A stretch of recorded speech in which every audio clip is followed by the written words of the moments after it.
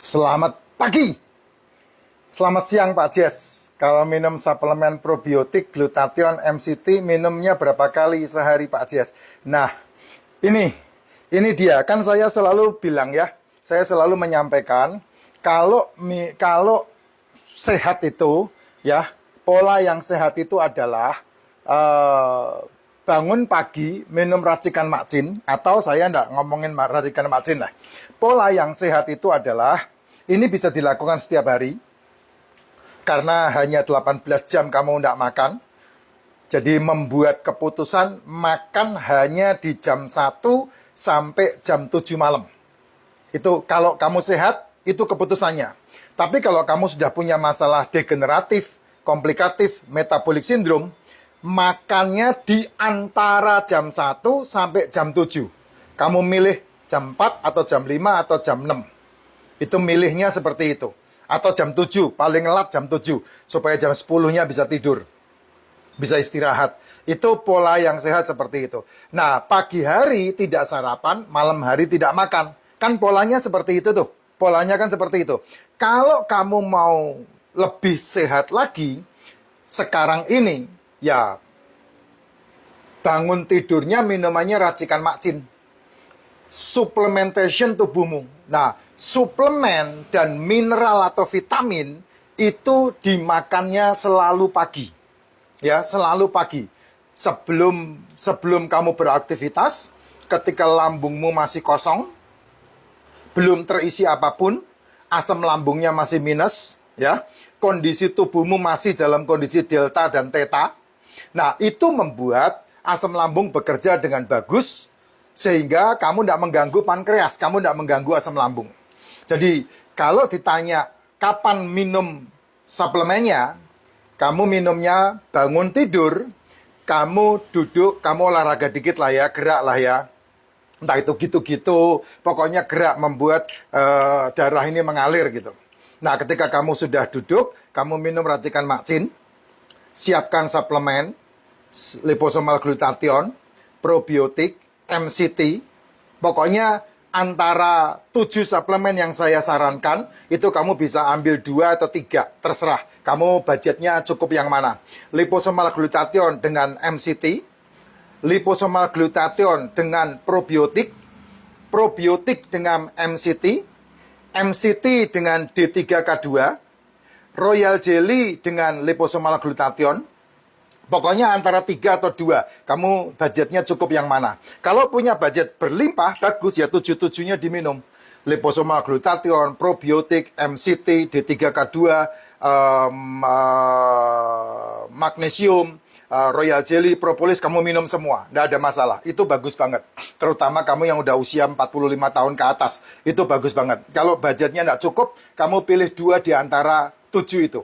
Ya, bisa gonta-ganti di sana. Minum suplemen bersama dengan diminumnya dengan racikan makcin. Setelah itu tidak sarapan. Tidak sarapan. Nah, kalau jam 10, jam 11 kamu boleh makan telur.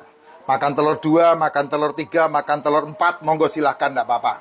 Nah, makanlah di antara jam 4 sore, atau jam 5, atau jam 6 sore. Itu makan yang pas, tepat. Kalau harus makan nasi, saya sarankan, nasi 1 sendok atau 2 sendok udah cukup. Jangan berlebih, banyakin telurnya, banyakin ikannya, banyakin dagingnya, banyakin seafoodnya. Itu yang paling banyak. Lebih bagus ngegado. Karena apa? Karena telur, ikan, daging, seafood yang kamu masak sudah ada unsur karbonnya. Sudah ada unsur gulanya. Sudah ada unsur yang ada di dalam nasi. Sudah ada unsur yang ada di dalam gorengan. Sudah ada unsur yang ada di dalam tepung-tepungan. Sudah ada unsur yang ada di dalam buah. Sudah ada unsur yang ada di dalam sayuran. Jadi, kamu tidak perlu risau. Jadi, tidak makan buah, tidak makan sayur, tidak makan nasi, tidak ada masalah. Karena apa? Telur, ikan, daging, seafood yang dimasak ketika masuk ke dalam tubuhmu bisa dipecah menjadi karbo alias GULA. Baik itu sakrosa, fruktosa maupun glukosa. Tidak ada masalah. Malam harinya stop makan. Gitu, Jess. Nah, kalau seandainya untuk teman-teman yang budgetnya jauh banget, low banget, nggak usah risau. Kamu minum racikan makcin, campur dengan air kelapa hijau. That's it, selesai. Diminumnya kapan? Pagi sama sore. Kalau suplemen sore boleh diminum enggak, Pak? Boleh, tergantung masalahnya kesehatan kamu apa, nutrisi dalam tubuhmu apa. Kalau kamu mengikuti pola makan saya tambah kurus, tambah kurus, tambah kurus, berarti kamu ada leaky gut. Nah, suplemennya bisa diminum pagi sama sore, berarti kamu kekurangan nutrisi. Itu yang paling gampang. Simpel kan, Jess? Hidup itu simpel, jangan dibuat rumit. Yang rumit itu keinginanmu, kebutuhanmu yang simpel. Benar, simpel dan murah kebutuhanmu itu. Kebutuhanmu itu hanya dua hal. Mikronutrisi, yaitu mineral dan vitamin. Kalau kamu makannya sehat, sudah ada di situ. Tapi seringkali makananmu kacau, karena kamu tidak sering memperhatikan itu, sehingga racikan macin memberikan mikronutrisi, dan racikan macin memberikan vitamin dan mineral. Itu cukup banget. Ya, dan kemudian kebutuhanmu yang kedua adalah makronutrisi. Makronutrisi itu adalah asam amino, asam lemak, sama karbohidrat. Nah, pertanyaannya, dari mineral, vitamin, asam amino, asam lemak, dan karbohidrat, 5 hal ini, yang paling banyak kamu asupkan ke tubuhmu yang mana? Yang kelima bukan? Karbohidrat. Nasi itu karbohidrat. Tepung itu karbohidrat. Gorengan itu karbohidrat. Cemilan itu karbohidrat. Jajanan itu karbohidrat. Minuman berenergi itu karbohidrat. Sementara kamu mengabaikan 4, yaitu asam lemak, asam amino, mineral, sama vitamin. Kamu abaikan. Ya bagaimana kamu 3-5 tahun ke depan tidak jebol kesehatan kamu. Minimal kamu terfarmasi. Ya, karena apa? Karena ketika kamu pilek pasti dikasih obat. Ketika kamu batuk pasti dikasih obat. Ketika kamu pusing pasti dikasih obat. Ketika kamu mules pasti dikasih obat. Kalau sudah kamu ternutrisi dengan baik, pilek, pusing, batuk, itu tidak perlu obat, Jess.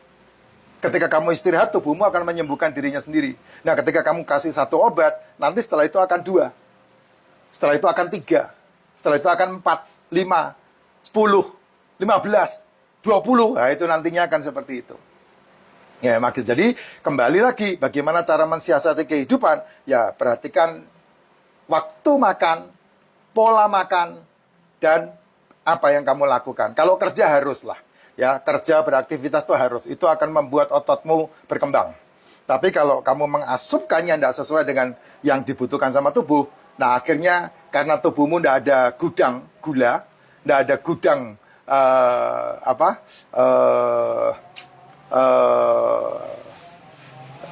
ya gula ya, glukosa, sakrosa, fruktosa itu, maka dititipkan di lemak tubuh. Akhirnya lemak tubuhmu menjadi membengkak. Ya, menjadi pengganggu, penyumbat.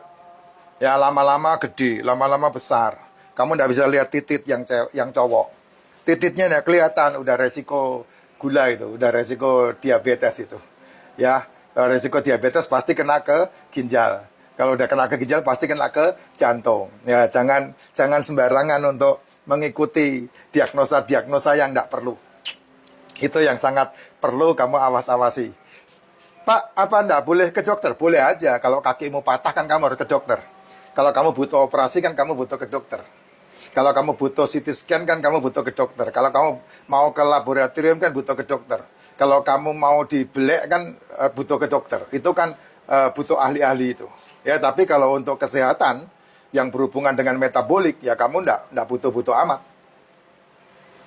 Itulah sebabnya dokter harus menjadi dokter yang ahli, sehingga mereka bisa memberikan yang terbaik buat masyarakat gitu. Dokter ahli pun kadang-kadang ahlinya cuma ahli mendiagnosa kan. Ya, itu yang terjadi di lapangan seperti itu, Jess. Makanya ya kenapa orang-orang Konoha lebih sering lebih suka lebih senang ke dokternya ke luar negeri ya, karena dokter luar negeri ya tahu sendirilah, saya tidak mau ngomong lebih banyak lagi lah ya. Sehingga dokter-dokter Konoha disingkirkan, disirikin. Ya karena banyak kepentingan di negara kita. Di negara Konoha ini. Sehingga yang penting justru tidak tertangani. Justru yang tidak penting justru malah yang membuat